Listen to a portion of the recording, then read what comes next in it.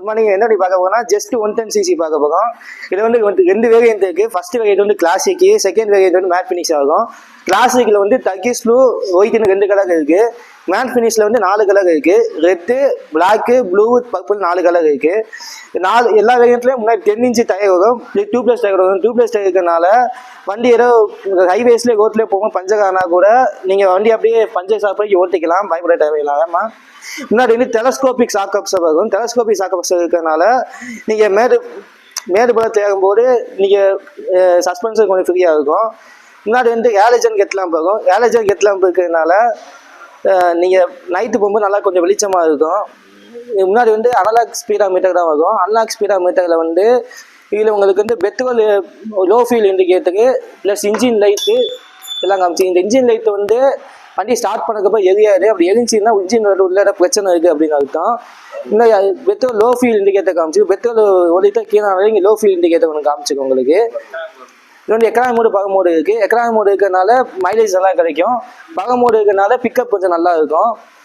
முன்னாடி வந்து break lock கொடுத்துருக்காங்க. பிரேக் லாக் போட்டனால நீங்கள் சர்க்கிள் எங்கேயோ போய்கிட்டு இருக்கீங்க, இந்த பிரேக் லாக் வந்து போட்டுக்கிட்டிங்கன்னா நீங்கள் வண்டி வந்து மூவ் ஆகாது, அப்படியே நிற்கும். கிரவுண்ட் கிளியரன்ஸ் வந்து 150 கொடுத்ததுனால கால் வச்சு பேலன்ஸ் பண்ணுறதுக்கு கொஞ்சம் ஈஸியாக இருக்கும்.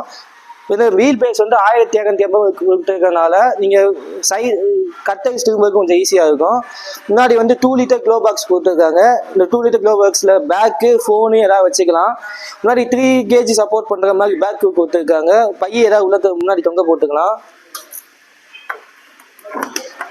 அண்டர் சீட் ஸ்டோரேஜ் வந்து 19 லிட்டர் கொடுத்துருக்கனால ஒரு ஆப்சியஸ் ஹெல்மெட் வந்து அதனால் உள்ள வச்சுக்கலாம். முன்னாடி இது வந்து 5 லிட்டர் டேங்க் கெப்பாசிட்டி கொடுத்துருக்கனால E20 சப்போர்ட்டாக கொடுத்துருக்காங்க. இதனால நீங்கள் லாங் ட்ரைவ் போகிறதுக்கு 5 லிட்டர் வச்சு போட்டுக்கலாம்.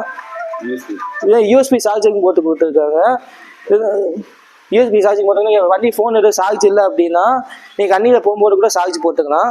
பாடி பேலன்ஸ் டெக்னாலஜி கொடுத்துருக்காங்க. பாடி பேலன்ஸ் டெக்னாலஜி அப்படின்னா இன்னும் மித்த வண்டிலாம் பார்த்தீங்கன்னா இன்ஜின் வந்து சைடில் இருக்கும், இந்த வண்டியில் வந்து சென்டரில் இருக்கும்.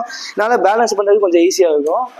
பின்னாடி வந்து ஹைட்ராலிக் காயில் ஸ்ப்ரிங் ஸ்பாக்கர்ஸ் கொடுத்ததுனால மேடு பலத்தில் போகும்போது சஸ்பென்ஷன் கொஞ்சம் ஃப்ரீயாக இருக்கும். ஈஸி சென்டர் ஸ்டாண்ட் கொடுத்துருக்கனால லேடிஸும் நல்லா ஈஸியாக ஸ்டாண்ட் போடுற மாதிரி ஈஸியாக சென்டர் ஸ்டாண்ட் கொடுத்துருக்காங்க. சைஸ் ஸ்டாண்ட் இண்டிகேட்டர் கொடுத்துருக்காங்க.